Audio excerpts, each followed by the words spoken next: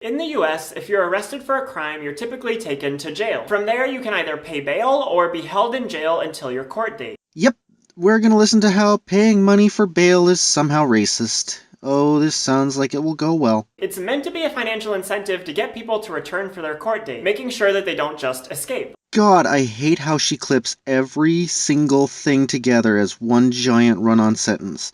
Riley, are you afraid we'll go to another channel if you pause for breath? Don't worry, you'll continue to be our lol cow. No, the reason people post bail money is to give the people posting the bail incentive to make sure you don't run. They get the money back if you show up in court. If you run, they're out the money. So it's incentive for them to watch you like a hawk. But in the real world, bail disproportionately punishes poor people and people of color. Because look at it this way, if you're poor and can't afford a $100 bail, you're spending time in jail even if you're innocent. But if you're wealthy or even middle class, $100 is probably a small price to pay for your freedom. Bail is set higher for people with more money. For example, Young Jeezy had to pay $1 million bail for having an illegal assault rifle in his tour bus. However, Corey Upchurch was found similarly possessing illegal assault rifles, but only had to pay $60,000 bail. Conversely, Michael Milken, accused of massive amounts of insider trading, had to pay $250 million bail. It's meant to be prohibitive, but within some realm of reason depending on the crime. The worse the crime, or more likely the person is to flee, the higher the bail. In fact, many poor people just plead guilty or accept deals they otherwise wouldn't simply because they want to get out of jail quickly. And if they do stay in jail because they can't pay bail and won't plead guilty, it can have disastrous consequences for them, like making them unable to pay rent, which could mean they lose their home, or making them unable to see their children or pay child support, meaning they could lose custody of their kids. They could miss work, which would get them fired and result in even more financial struggles. People can even die because they can't pay bail. Just look at the cases of Sandra Bland, Jeffrey Pendleton, or Khalif Browder, who all died in jail after they couldn't pay bail. These deaths are tragic. For those that don't know, Sandra Bland was pulled over for a routine traffic stop and arrested for supposedly disobeying a law enforcement officer. The footage seemed to show wrongful conduct on the part of the officers. She had a history of mental illness, including one suicide attempt, and committed suicide in jail with part of a plastic bag, unable to post $500 bail. Jeffrey Pendleton was a homeless man arrested for drug possession, with a $100 bail he couldn't afford to pay. He died of an opioid drug overdose while in his jail cell. Khalif Browder was held for years in solitary confinement in jail without a trial, in horrible conditions, unable to post $3,000 bail. After he was released and went home, he committed suicide. All of these deaths are tragic. No one should die in jail. That said, jail serves a purpose. We put people accused of a crime in jail while they await trial so they cannot attempt to commit other crimes before being tried in court. While these cases highlight issues with jail for minor offenses or setting bail beyond the means of the people involved, it does not mean the practice of bail is a problem. For example, no one would agree with the idea of letting an accused murderer walk free while they await a court date.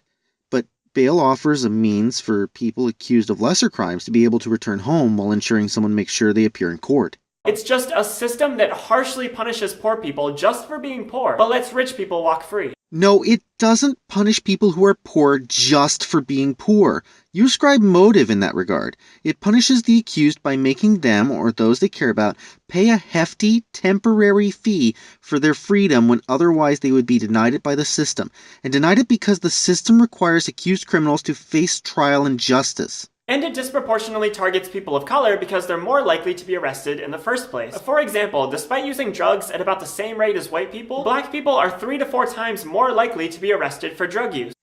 Yes, because blacks and Hispanics commit more crimes. I can't help but notice you use the intersectional term people of color, but if you look at the statistics, Asians are rarely targeted, primarily because they cause so few crimes and are on average more well off than whites. It's blacks and Latinos who are targeted, but despite blacks making up only 13.3% of the population, they account for 22.7% of all violent crime. Latinos make up 17.8% of the population, but commit 14.4% of the crime. By contrast, whites make up 76.9% of the population, but only commit 43.8% of the crime. This means that blacks are the most likely race to commit a crime, followed by Hispanics, then whites, then Asians. This order is also coincidentally the order from most impoverished to most prosperous when looking at the US Census data from 2016. Though what makes this really bad is of all the races, all commit less crimes than their population percentage, except for blacks. Black people are far more likely to commit a crime than any other race in the United States. Police patrol more often in high crime areas. Blacks get disproportionately targeted for drug crimes because the police are there patrolling because that area is more crime-ridden anyways. It's not that the police target them due to racism. The end result of all of this is that pre-trial jail time can be devastating for poor people and people of color. It's incredibly destabilizing for communities when people have to spend days or weeks or months in jail because they can't afford their freedom. And that shouldn't even be a thing. People shouldn't have to afford their freedom. These are people who are not convicted of any crime. Being arrested doesn't automatically mean that you're guilty. People are arrested all the time who are never convicted of anything. Pre-trial jail time means they haven't had a trial yet, but they're supposed to be innocent until proven guilty. Yes, they haven't had a trial yet. If I was accused of murdering, say, my lovely wife, and my neighbors saw me do it, do you want me free when I could maybe make sure said neighbor had a, shall we say, accident?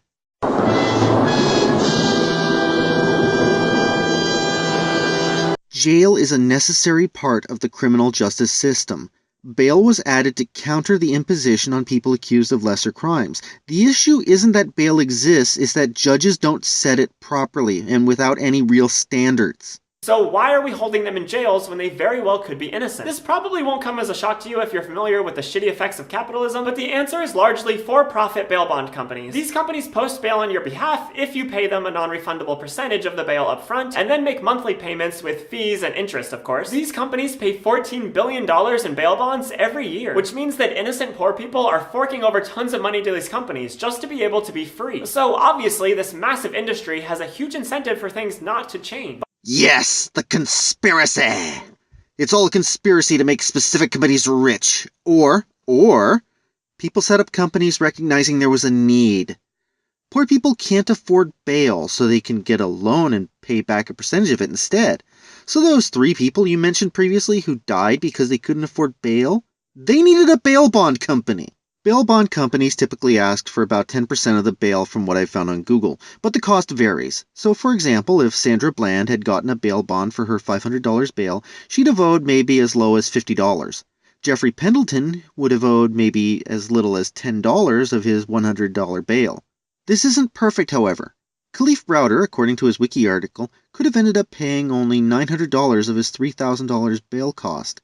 Sadly, his bail was so high even with a bondsman his family couldn't pay it.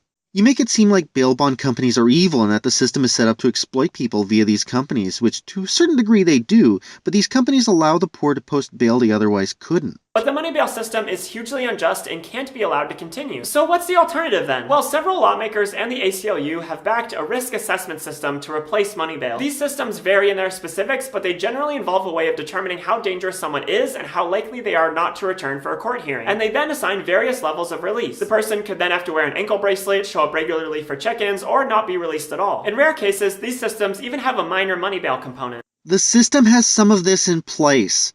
Risk assessment is done as part of the decision-making process to determine, for example, bail. The issue is that the system isn't regulated and monitored, so judges are free to use their discretion. Because there's no measure or metric, no set policy on bail, and judges can use their own judgment, they can set bail too high for someone to post. You solve that by making rules and regulations on the matter, fix the system, not whine the system is racist. Now, she goes on, harping over this idea that bail money systems are horrible and mentioning laws meant to implement the system she detailed just now in various states. I won't cover it for fair use purposes, but I will play this part where she plugs a worthwhile group. There's actually an app that will allow you to donate your spare change to helping people post bail. You can go to appolition.us to get started with it. This is not a sponsorship in any way, I just think this is a really fantastic idea that could have a major impact for people, while only costing you some spare change every once in a while. While I disagree with Riley on her views that money-based bail is racist, Appolition sounds like a worthwhile group working for positive change, and I wouldn't in good conscience not share this clip. I have included a link to their website in the description if you would like to know more. Anyways, that's it for me. If you enjoyed this video, don't forget to mash that like and subscribe button. Remember to follow me on Facebook and Twitter if you want to be kept up to date on when I post videos. And as always, I will see you next time.